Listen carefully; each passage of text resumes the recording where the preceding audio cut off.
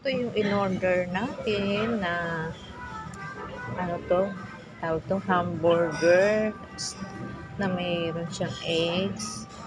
Tapos ito yata patatas. Tikman natin. Masarap naman siya. Tapos meron siyang eat all you can to May kasamang pakwan. May salad, saka yung corn soup niya. Masarap. Tapos meron siyang yung matchakaw ba tawag dyan? Yung bread na ano siya? 400 lang to. May coffee na siya, may drinks pa doon. Eat all you can to. Yokohama Steakhouse.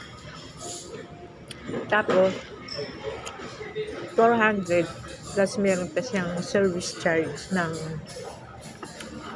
40. Kaya 440 NT Taiwan. Busog ka na.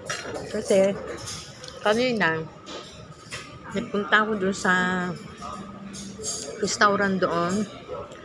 Nasa 390 ang mga pagkain nila. Konti lang naman diferensya. Magdadagdag ka lang naman ng 50 NT. Dito ka lang sa Eat All You Can, di ba?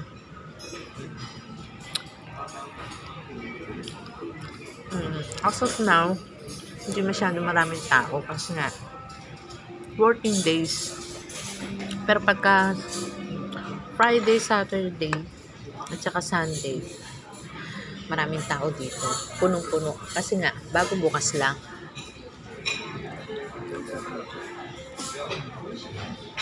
Nasa ganito lahat ang presyo niya. Masarap yung niya.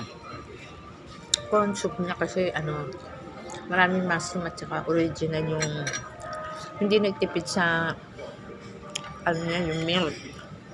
Kasi may iba, matabang.